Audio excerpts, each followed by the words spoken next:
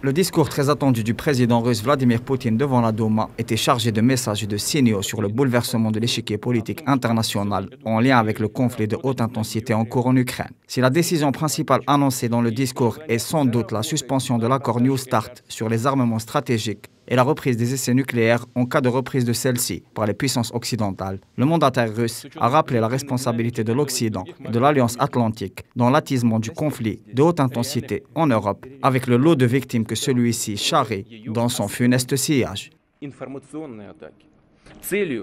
Les États-Unis et l'OTAN n'ont pas tardé à installer des bases militaires à nos frontières, des laboratoires biologiques secrets.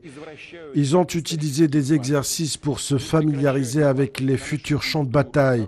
Ils ont préparé le régime de Kiev et toute l'Ukraine a servi à une grande guerre. Le président russe a également rappelé l'objectif de dénazification de l'Ukraine et insisté sur l'échec stratégique subi par l'Occident dans sa volonté de mettre la Russie à genoux via sa politique d'endiguement et celle des sanctions économiques maximales. Poutine a rappelé que la volonté de l'annihilation de la Russie était un vieux rêve occidental qui puiserait ses racines dans la tradition colonialiste.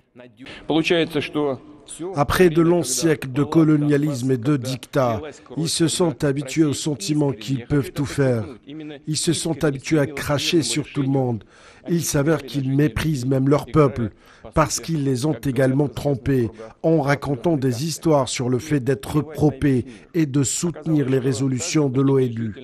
Ce discours vient dans une conjoncture marquée par de fortes probabilités d'escalade sur le vieux continent, alors que la Russie réaffirme sa volonté d'aller avec ses partenaires vers la construction d'un nouvel ordre mondial.